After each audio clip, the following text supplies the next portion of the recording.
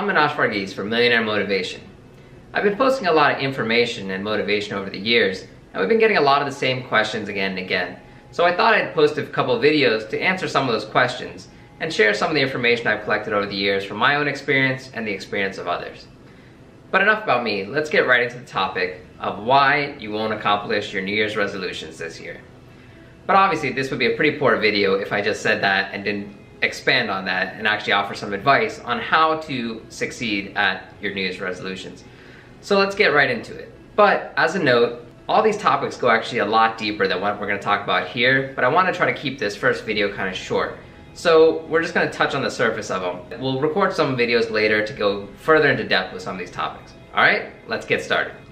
So the number 10 reason you're not going to achieve your New Year's resolutions is you call them New Year's resolutions. What do you think about when you hear that term, New Year's resolution? First, it's something that you're not going to actually accomplish, and second, it's something you're just going to set up again next year. So already you've kind of set yourself up for failure, because that's the connotation we have with those words. New Year's resolution, it's almost a running joke nowadays. What's your New Year's resolution? Same as last year. So don't call your goals in life New Year's resolutions, because you're already setting yourself up for failure. The number 9 reason, you don't write them down. With all the things you have floating around in your head all day, your work life, social life, friends, family, all these things, how are you going to remember all your goals on top of that? And for an entire year? It's very hard to do that. They say you're 42% more likely to accomplish the goals you write down. So one of the first things to do, write down your goals and you'll be one step closer to accomplishing them. Number 8, you don't have a deadline. Now, if you got to the first step and you actually wrote it down, that's great. But if you don't have a deadline, then it gets a lot harder to accomplish. This ties into something called Parkinson's Law. So Parkinson's Law says that your task will expand to whatever amount of time you allot for it.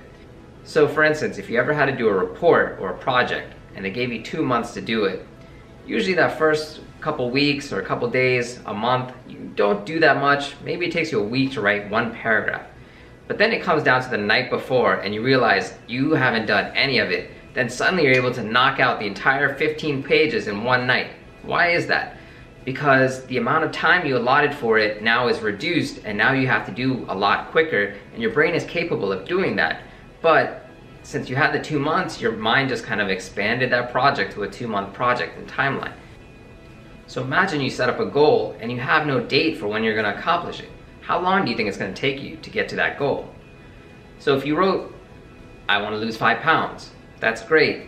But now imagine if you wrote, I want to lose 5 pounds in the next 3 months. Which one do you think you're more likely to accomplish? So when you're setting up your goals, set a deadline as well. Number 7, you don't have a how. This ties into the previous one as well, where you got the when, but you don't have the how. How are you going to do the task that you want to get accomplished? So again, the goal is great, but now you added a time, now add a how. So imagine you say, I want to get a higher paying job this year. That's great. But now, what if we took it to the next level and said, I want to get a higher paying job this year in the next 3 months, and the way I'm going to get it is by revising my resume, applying for 3 jobs a day, and studying interview questions. Now you have a how, a when, and the goal. So now you're way better shape and you got a game plan for how you're going to actually accomplish that goal. So number 7, have a how. Reason number 6, you don't have a why.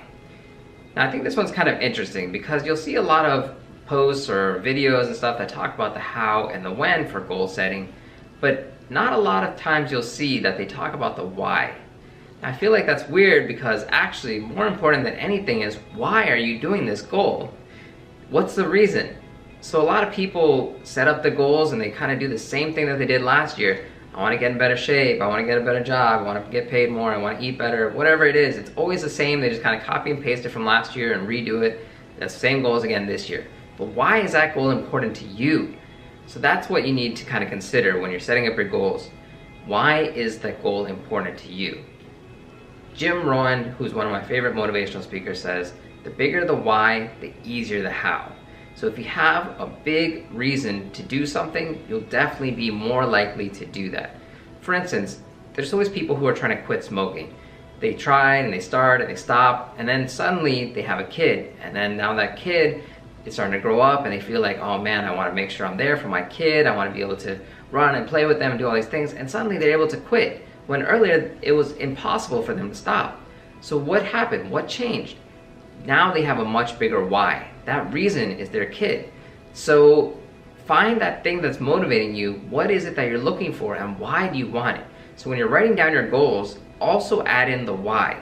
Because when you write down that why, sometimes you're gonna get a little bit less motivated to do whatever you're doing. So when you go back and you look at your goals and you see, I wanna do this because this reason, that'll be like the best motivation for you, to have a reason written down and ready that reminds you why you started doing this in the first place. So rule number 6, have a why. Reason number 5, you can't visualize it. Now I know a lot of people think the vision boards are a little bit hokey, and maybe they are, but it can also be a powerful motivational tool. If you can see what you're trying to accomplish, it can have a very big impact on you versus just seeing it written out. They say a picture's worth 1,000 words, right? So seeing a picture of what you're trying to accomplish can really help motivate you. So for instance, if you said, I want to go to Paris, that's great. But now imagine you have a picture of the Eiffel Tower sitting in front of you and you're seeing that every day. And that's just something that really inspires you and motivates you. That's going to make it a lot more easy for you to accomplish that, because now you got some extra motivation and inspiration in front of you. You don't have to be a graphic designer to do any of these kind of things. I know some people get super fancy with vision boards. Literally, you can print out a picture of your head, cut it out, put it on Brad Pitt's body, whatever it is that motivates you. If that's going to help you get shape, it doesn't matter. All it should do is at least inspire you. This is for you. So if you want a house, you know, you put a picture of the house in front of you, all these things. Now I know there's a lot of different videos that talk about like, oh, well, just look at it and it's going to come into your life. I don't know if I believe in all that, but if that helps you, that's fine. But the whole point of the vision board is not that it's just gonna automatically come into your life, but it gives you a goal to work for. And if you see it, it'll make it a lot easier for you to accomplish it, because it's on again and again, kind of getting reinforced into your brain and you're seeing it. So rule number 5, visualize. Reason number 4 is you forget about your goals. Now, if you wrote them down on January 1st and the next time you see it is the next January 1st, it's going to be pretty hard for you to stay focused on that goal. So once you write down your goals, transfer it onto either a piece of paper or type it up and print it out. Put it on a refrigerator, put it in your desk drawer at your office, put it in your bedroom, bathroom, wherever it is that you feel like you would see it more often. Print it up, put it all over the place. But main thing is you should see those goals every day, because if you see it every day, you'll be way more focused on it, versus if you put it in some goal book, which is great, but then you never look at that goal book again. So rule number 4, don't forget about your goals. Print them out, put them somewhere. Reason number 3, you let your excuses win. You have to be able to let go of those excuses if you want to be successful. Napoleon Hill says in his book, Think and Grow Rich, first determine what it is you want, and then decide what you're going to be able to give to get that. For the people that say they don't have time to achieve their goals, but then they come home and binge watch Netflix for 2 hours, or mindlessly scroll through Instagram or Facebook or whatever it is, you might want to reconsider those kind of things. Maybe you have to give up some of that binge watching in order to come home and go run for an hour, or maybe instead of scrolling through your social media, you work harder on that side business you've been trying to get off the ground. Whatever it is, most of the time you know what it is that's holding you back. So you have to be willing to get rid of those excuses if you want to be able to achieve your goals, so that next year you don't look back and see that you're in the exact same spot that you are this year. So rule number 3, let go of your excuses. Reason number 2, you let a small setback stop you. This is why a lot of the resolutions that get set in January never get accomplished, and why half the gyms are empty by the time February rolls around. You might have experienced this. After a few days of eating healthy, you're doing great, you started eating vegetables and fruits, and you no more soda, your mind starts to rebel. It starts going, I want chips, I want candy, I want soda. And just as luck would have it, one of your friends invites you out for dinner, and then you go crazy. You eat all the things you shouldn't eat, all the stuff you were restricting yourself from, and you go, that's it, I failed. This week is screwed up, I'm not gonna make it, so we'll start the diet again next week.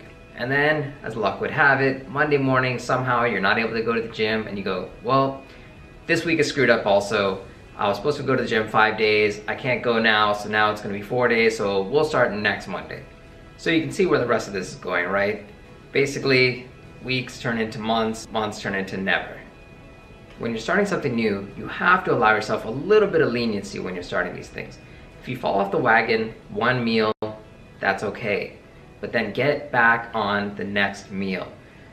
Or if it's already night, the next morning, get right back on it. If you skip one day of the gym that you were supposed to go Monday morning, start back Tuesday. Don't wait till the next week to get back onto it. Because what you're doing is you're allowing yourself more time and it's just gonna keep compounding again and again. Versus if you get right back on it, success is all about consistency. So that one day or one meal you missed is not gonna matter in the long run. But if you fall off the wagon and you let yourself completely fall off, that's gonna make the difference between a successful year and a non-successful year. And reason number one, you don't hold yourself accountable. People set up goals January 1st and then they don't follow through with them, but they don't realize what this is doing to their mind. It's actually setting up a psychology of failure. This is why New Year's resolutions almost always fail. You're going into it already knowing that you're probably not going to follow through with whatever you're setting yourself up for. But as I said, when you're starting something new, you have to have a little bit of leniency with yourself. It's not always easy to start off with that self-discipline and that accountability to do the things that you're supposed to do. So be easy on yourself and try to get some external accountability. The easiest way is an accountability partner. Even if they aren't doing the same thing as you, that's okay. You just need someone to be accountable to. And this little thing can make a very big difference. When you have to go and tell someone you either did something or you didn't do something that you said you were going to do, that can make all the difference between being successful and not being successful at accomplishing your goal. And eventually, you'll start to accomplish these goals. And as you're checking things off, this will start to set up the psychology of success, that you are the type of person that does what you set out to do. And this will make you unstoppable. So there you are, the 10 reasons you now are going to accomplish your New Year's resolutions. Because you're going to turn those dreams into goals, those goals into tasks, and those tasks into achievement. I'm Manash Varghese from Millionaire Motivation. We hope you liked that video. If you did, please like and subscribe, and hit that notification bell so you can be the first to know when we post new content. And if you want some additional accountability, post your goal in the comments below and let us know when you plan to accomplish it by. Also, if you have any other comments or questions or topics you'd like us to cover, let us know in the comments as well. We'd love to hear from you. Thanks, and have a great day.